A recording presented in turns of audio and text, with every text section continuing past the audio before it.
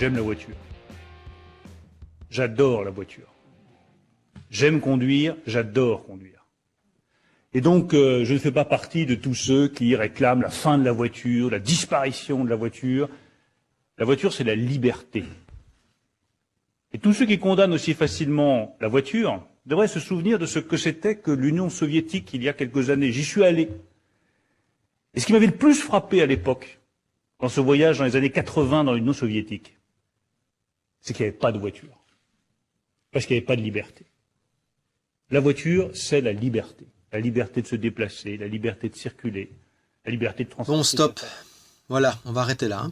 Je pense que vous avez compris un peu où je veux en venir. Tous les gens là qui commentent sur un groupe Facebook, est-ce qu'ils ont l'air libres? Est-ce que vous pensez que c'est des réactions et des commentaires de gens qui sont libres, qui sont heureux?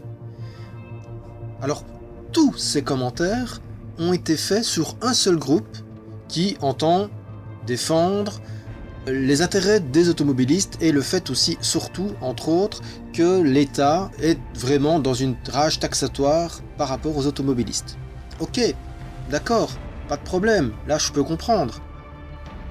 Mais alors, c'est quoi le principe d'aller fustiger un autre mode de déplacement, à savoir les cyclistes, et d'autres aussi, à ce point-là, mais au point de souhaiter les voir sur un pare-choc, ou carrément, de dire simplement des choses qui sont totalement contraires au code de la route, de vouloir aller foutre le bordel sur une piste cyclable. C'est quoi le principe? Je comprends pas. C'est pas dénoncer ça, c'est juste des réactions de frustrés qui veulent simplement déverser leur haine sur des individus, des usagers, donc les cyclistes entre autres, en l'occurrence, qui ne sont absolument pas responsables de leurs problèmes. Regardez ici. Alors oui, effectivement, les cyclistes sont à 3 de front et ils ne peuvent pas. Effectivement, ça, c'est indéniable. Mais lorsqu'on regarde bien l'image, on voit déjà que c'est un SUL. Donc normalement, en théorie, il n'y a aucun automobiliste qui est censé suivre les cyclistes puisque c'est un SUL et qu'on voit bien la plaque sens unique, excepté pour les vélos. Donc déjà là, de toute manière, je vois pas trop l'intérêt d'aller fustiger les cyclistes qui roulent là. Et encore une fois, je ne comprends pas le principe d'aller rager à ce point, mais au point d'être insultant et de vouloir laisser des punaises carrément, ou carrément dégrader des vélos, ou dégrader la piste cyclable. Pourquoi? C'est quoi le principe? Revendiquer le fait que vous êtes la vache à lait entre guillemets d'État, en tout cas c'est ce que ces automobilistes-là ont l'air de vouloir prétexter.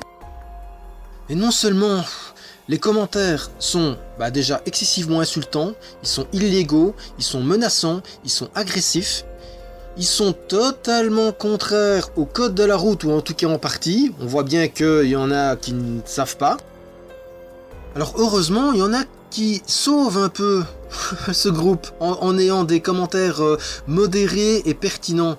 Le problème, c'est qu'ils se font insulter par les autres et ils finissent par se faire éjecter du groupe. Ce qui est complètement fou, totalement.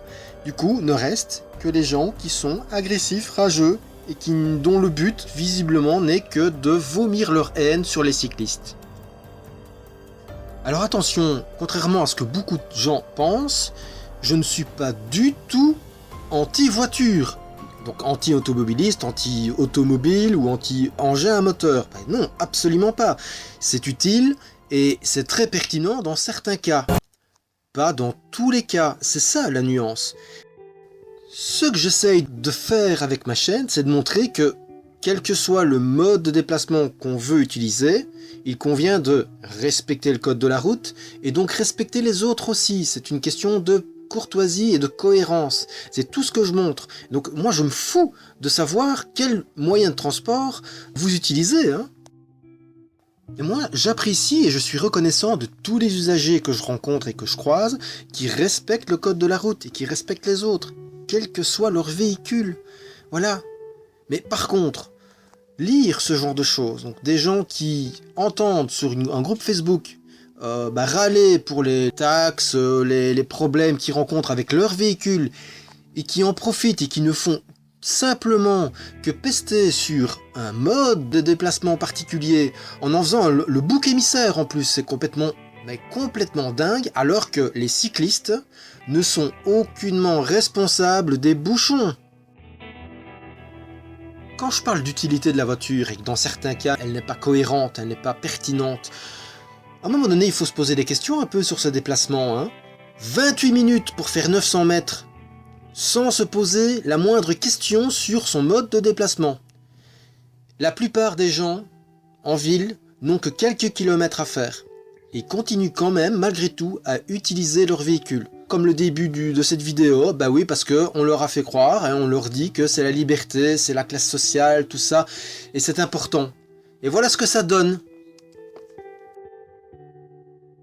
Je terminerai par ceci, une petite pub. Et regardez ça, noyé bien avant la naissance.